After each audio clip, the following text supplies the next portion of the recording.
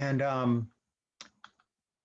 Araj asks in the chat, if the Virginia Supreme Court draws the lines, are they beholden to HB 1255's protections from racial and political gerrymandering? This is one of the arguments I heard from proponents of Amendment 1, that even if the Supreme Court of Virginia draws the lines, they still have to follow this law. They don't. They do have to follow the United States Constitution, which, as we know from the 2019 decision, says you can't racially gerrymander. So nobody can racially gerrymander. No, the United States can racially gerrymander. That's what that's what the United States Supreme Court held in the Bedford, what's the name? Bethune Hill, in the Bethune Hill decision. And that's the one that redesigned about 25 delegate seats and frankly allowed Democrats to take over in 2019. So you can't racially gerrymander, period, according to the US Supreme Court. However, also according to the Supreme Court, you can politically gerrymander to your heart's delight. Doesn't matter how awful it is. Population controls 2/3. As long as it's not on racial lines, have at it. Forget democracy, gerrymander to your heart's delight. And that was the Wisconsin decision that came down recently, the Wisconsin and Maryland decision. So that's the US Supreme Court. With regard to Virginia Supreme Court, the Amendment 1 has no restrictions on what they do. They can do whatever they want. They can't racially gerrymander, but they couldn't do that under the US Constitution. But otherwise, they can do whatever they want. Now, there are restrictions in HB 1255, which I support. In fact, I wrote a lot of them, some of them. I wrote the part about not politically favoring either party. It is my hope the Supreme Court will follow them. And even if they're not legally required to follow them, will do so anyway because, well, they're chosen by the General Assembly, and they may find that it's unpopular not to follow them.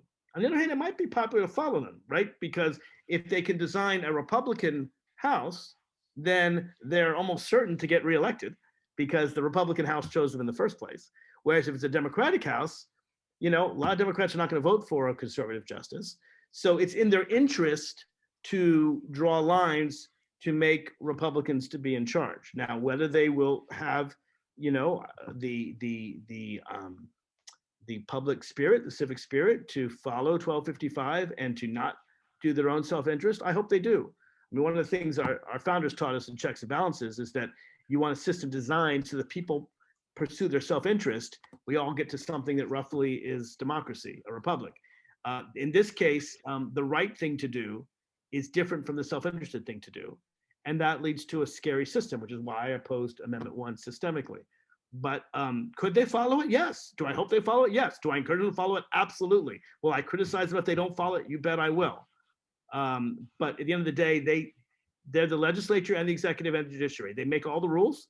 They design it however they want, and no one oversees them, except for the General Assembly, which if they pick the General Assembly correctly, will make sure that they stay forever. Because if they pick Republican General Assembly, then they'll get reappointed forever. So ironically, them doing the right thing may cost them a job, whereas them doing the wrong thing will lead them to be there forever, which is why, again, I think systemically Amendment 1 was a problem. But do I still want to do the right thing? Of course I do. Do I still want them to follow 1255? Of course I do. If they don't, can anyone stop them? No. Who's going to stop them?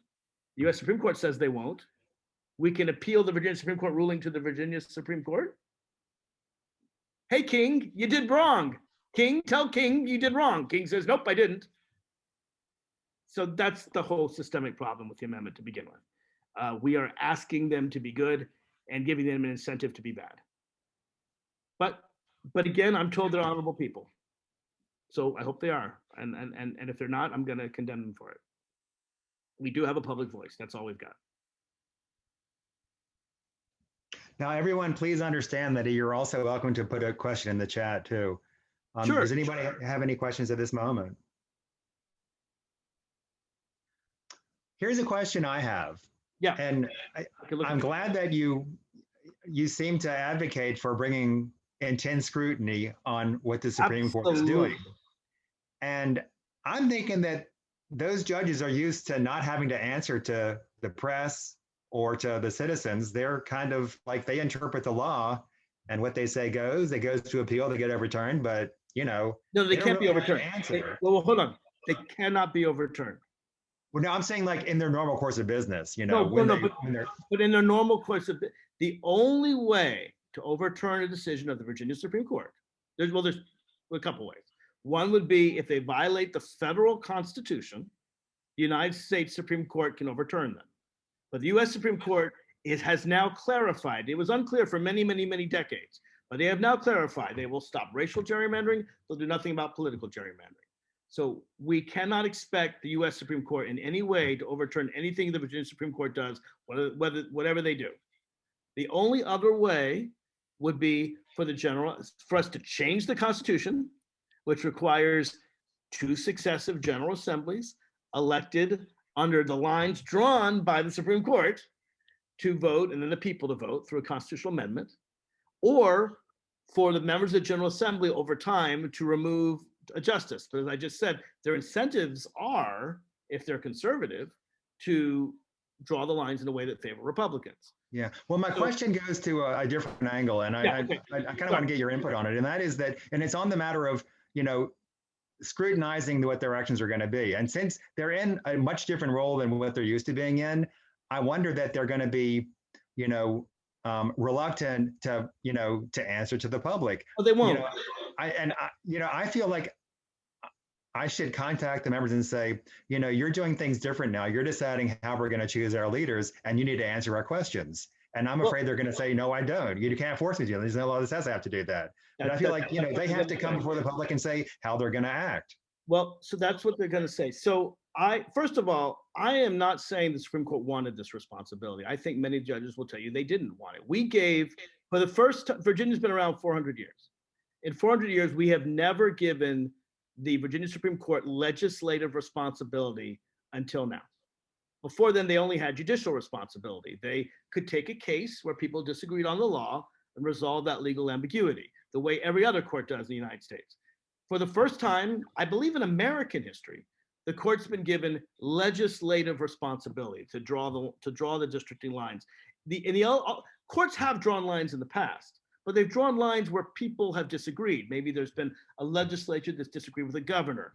And so they had two competing plans. They had to sort of take the best elements of both plans. In this case, they get to start ab initio. Most times courts are deciding between two visions or three visions.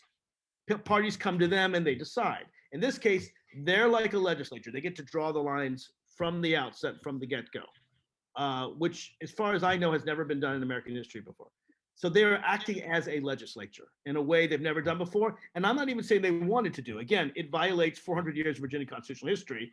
But again, Amendment 1 proponents never wanted to talk about this, so we got it. Now, because they're acting as a legislature, I wrote a bill, HB 2082, transparency in the redistricting process. This was after Amendment 1 passed. This was in 2021. I said, all right, I lost Amendment 1. Let's at least be as transparent if the Supreme Court draws the lines as the commission is when it draws the lines. The commission has to have public hearings. The commission has to have public input. The commission can't do it all behind closed doors. If they were to talk to an outside person, that you could discover that. And I said, all right, let's take the same standards that we apply to the commission. And with regard to redistricting by the Supreme Court, let's hold them the same standard. Make it transparent, public hearings, make sure that what they do is done in the light of day, make sure they're not talking to people quietly behind the scenes, advocates drawing lines behind closed doors. And the Supreme Court came back and said, no, we don't want to be transparent because in our judicial decisions, we have a right to speak amongst ourselves, to discuss how things are done. We don't talk about everyone who we talk to outside. We do that all judicially. We don't want this standard to be applied for us. And I said, well, you're right that when you act as a judge, that shouldn't be the standard. When you act as a judge, yeah, you should be able to deliberate and talk, the 9 of you, or 5, 7 of you. You should be able to talk privately and discuss cases. I'm not trying to intervene in that judicial process, but you're not acting as a court here. You're acting as a legislature. So to the extent you're acting as a legislature, you should use the transparency that, as chair of the Virginia Transparency Caucus, I required for legislative functions. And the Supreme Court argued against it. We passed it in the House, 202 passed the House, and a bipartisan group of senators killed the bill in committee in the Senate, arguing that no, we don't believe the Supreme Court should have to be transparent in the redistricting process. And if you don't like the votes of those senators, I suggest you look them up and tell them so. Obviously, I disagree with them. But at the end of the day, all we have is our voices. And I fully expect if you wrote the Supreme Court and asked them how they're making a decision or why they're making a decision, they will not answer your emails because their view is they don't have to tell you. They're not answerable to you. I believe that everyone acting legislatively should be answerable to the public. The court is not used to acting in a legislative way. They're not used to being answerable to the public. And generally, in any judicial case, if you write a judge, that's improper.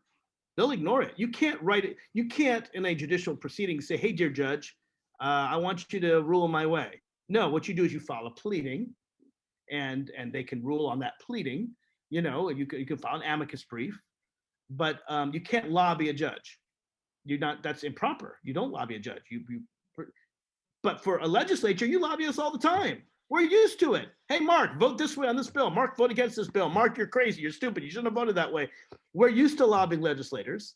And so I argued if you're acting legislatively, then for that function, treat it as a legislature. But the court said, nope. So no, I don't think you'll be able to lobby the court. All you'll be able to do is, raise your voices and hope they're heard and get to them that way. And again, I think members, and I have not talked with any of them, but I would think that the 7 members of Virginia Supreme Court recognize they've been put in an extremely difficult position by Amendment 1. They've been forced to assume legislative powers that I don't think they want. And I don't think they want this criticism, and I don't think they want to be in the public eye, and I don't think they want to be lobbied. I don't think they want any of this. But Amendment 1 happened, and I'm sure this is as uncomfortable for them as it is for me. And I don't mean, people have argued I'm casting aspersions on the Supreme Court. I'm really not. I'm not. I'm telling you, this is a systemic problem, that the incentives are wrong. It's not about these 7 people. It's about any member of the Supreme Court acting legislatively. I believe in separation of powers. And I can tell you I believe in separation of powers without casting aspersions on anybody. And I really hope people aren't saying, I'm saying these are dishonorable people. The reason we have checks and balances is not because any current politician is dishonorable. The reason we have checks and balances is because we want the interests to collide so that we get something. Everybody's watching everybody. That's whole Madison's dream, right? That doesn't mean that everyone that James Madison was looking at was dishonorable. It just means that we want checks and balances. The president can veto the legislature, and both can appoint the courts, and the courts can rule things unconstitutional. And when you have one branch of government be legislature and judge and executive all at once, that leads to the possibility of an abuse of power. I'm not saying they're going to abuse it. Again, I hope and pray and encourage them not to. Now, I think